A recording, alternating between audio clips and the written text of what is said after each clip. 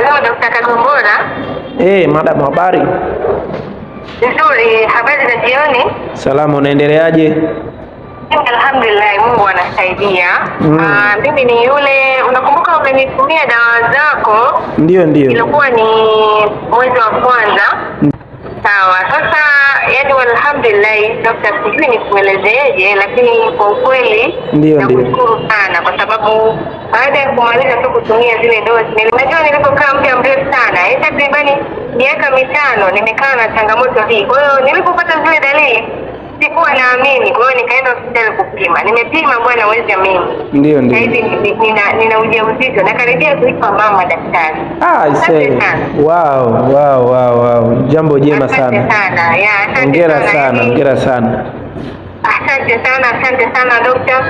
Unakumbuka changamoto yako kubwa ilikuwa ni nini? Yawezekana kuna mwingine anapitia kama hii ila haamini kama anaweza kapona.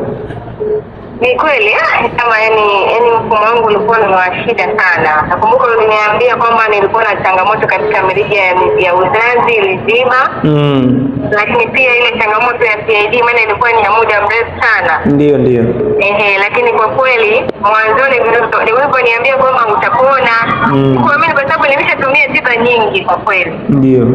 Lakini kwa kweli nakushukuru sana kwa kuwa nimeweza kupona. Nimeenda kupima mirija yangu imekaa sawa kabisa. Changamoto ya PID sina.